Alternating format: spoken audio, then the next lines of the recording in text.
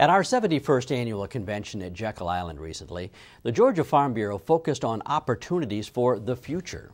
And in this report, the Monitors Ryan Naquin explains why this year's convention was centralized around one common theme.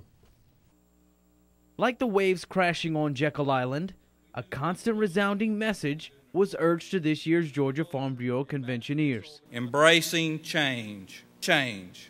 Speaking of change, change. We, the farmer, we must embrace change to ensure the future of our organization. The message was clear during President DUVALL's speech: change or face possible elimination as an organization, and see change as a chance to become greater. Tradition is an important part of Georgia Farm Bureau history, and so is the willingness to change. I try to look at change as an opportunity to make things better, to develop new relationships, and to broaden our horizons. But that idea of change didn't stop at the podium. It echoed through all of the Jekyll Island Convention Center, with new technologies and opportunities for farmers. This is an old coal plant. It's about 155 megawatts. After they switch it to wood, it'll be around 100. During the Forestry commodity meeting, GREENE explained to these farmers how new bioenergy plants could be changing the forest industry's outlook. For a variety of reasons, the market is softer now than it has been, and the bioenergy plants would largely be feeding off of either wood residues or this pulpwood, our small trees. So that could help support a higher price for those products for forest landowners. Our nation's timber industry has been down over the past several years because it is tied in with our economy's housing market. But GREENE says new opportunities will soon be available for Southeast timber growers, with techniques that have been around for some time in the northeastern part of the United States. It's a proven concept.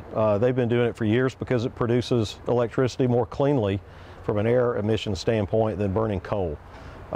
We have used coal more here because it was more plentiful and we didn't have the air quality concerns that they had in the Northeast.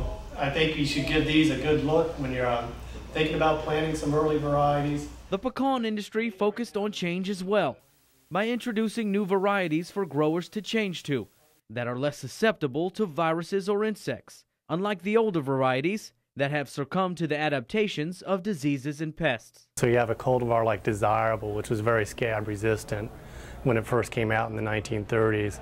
Now it's very susceptible. So if a grower were to plant a newer variety, the pathogen isn't adapted to that newer variety, and so they may have less disease when they plant it than they would if they were planting the older variety. So that's why it may be beneficial to growers to look at coming in and not planting the orchard over with the same variety, but instead planting a new variety. However, even with all these plans to change, DUVALL promised the congregation at this year's convention there is one thing that will never change. Rest assured, we will never compromise our purpose or our mission. Our mission is always to be focused on the enhancement of agriculture. Enhancing agriculture by adapting to an ever-changing world. For the Georgia Farm Monitor, I'm Ryan Naquin.